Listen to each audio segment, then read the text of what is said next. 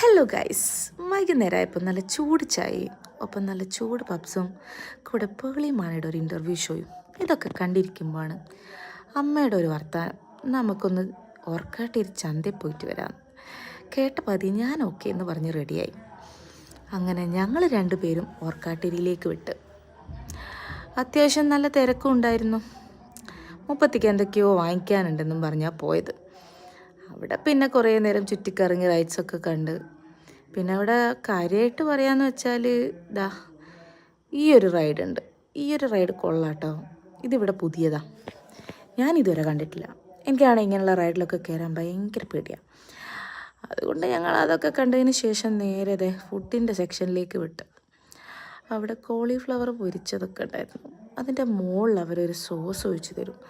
അതിലൊക്കെ മുക്കി കഴിക്കാൻ ഭയങ്കര രസമാണ്. പിന്നെ ഞങ്ങളിതാ നൊസ്റ്റു മിഠായി ഷോപ്പിലേക്ക് പോയി. ഇതെന്താ സാധനം? ഇത് ഞാൻ ഇതുവരെ കഴിച്ചിട്ടില്ലല്ലോ. ഇത് കണ്ടോ, പാണ്ടയുടെ ഒക്കെ മുട്ടായി. കൊള്ളാലോ സാധനം. പിന്നെ എന്തൊക്കെയോ കണ്ടു, കുറേ സാധനങ്ങൾ. കണ്ണിൻ്റെ ഷേപ്പിലുള്ള മിഠായിയൊക്കെ ഉണ്ടോ. പിന്നെ അതാ മാംഗോ ബൈറ്റ്സ് ഉണ്ട്, അതൊക്കെ കഴിച്ചിട്ടുള്ളതാ. അത് കഴിഞ്ഞ് ഞങ്ങൾ നേരെ അലുവ വിൽക്കുന്ന ചേട്ടൻ്റെ കടയിലേക്ക് പോയി. ആ മുറിച്ച് തരുന്നത് ഗോതമ്പ് അലുവയാണ്. സംഭവം കൊള്ളാം. അമ്മക്കാണെങ്കിൽ സ്വീറ്റ്സ് ഭയങ്കര ഇഷ്ടമാണ്. അതുകൊണ്ട് തന്നെ 2 തരം അലുവ അങ്ങ് കാച്ചി. ഇത് ഇളനീറാണ് കേട്ടോ, ഇത് വാങ്ങിച്ചില്ല. ഇതിന് ഭയങ്കര മധുരം, അതുകൊണ്ട് തന്നെ ഇത് വാങ്ങിച്ചില്ല. ഞങ്ങൾ ഗോതമ്പ് അലുവയും പിന്നെ ആ ഒരു ചുവപ്പ് അലുവയിലെ അത് രണ്ടും വാങ്ങിച്ചു കഴിച്ചു. കൊള്ളാം.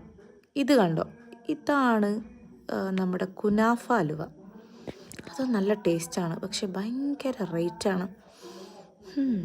അങ്ങനെ ഞങ്ങളിതാ ഒരു ഭരണി വാങ്ങിക്കാൻ പോയി. അത്യാവശ്യം എല്ലാത്തിനും നല്ല റേറ്റ് ഉണ്ട്. ഇത് കണ്ടോ, ഒരു ചെറിയൊരു ഭരണി. കൊള്ളാലേ. അങ്ങനെ ഞാനൊരു പൈനാപ്പിൾ ഉപ്പിലിട്ടത് വാങ്ങിച്ചു. അത് മസ്റ്റാണ്. ആ ഒരു ടേസ്റ്റ് അത് വേറെ ഒന്നിനും കിട്ടില്ല. പൈനാപ്പിളിനൊരു പ്രത്യേക ടേസ്റ്റാണ് ഉപ്പിലിട്ടാൽ. അത് കഴിഞ്ഞതാ ഈ ഒരു സാധനം കണ്ടു. 150 രൂപയാണ് പറഞ്ഞത്. കാണാനൊക്കെ കൊള്ളാം, പക്ഷെ എന്തോ വാങ്ങിച്ചില്ല. അങ്ങനെ ഞങ്ങൾ തിരിച്ച് വീട്ടിലേക്ക് വിട്ടു.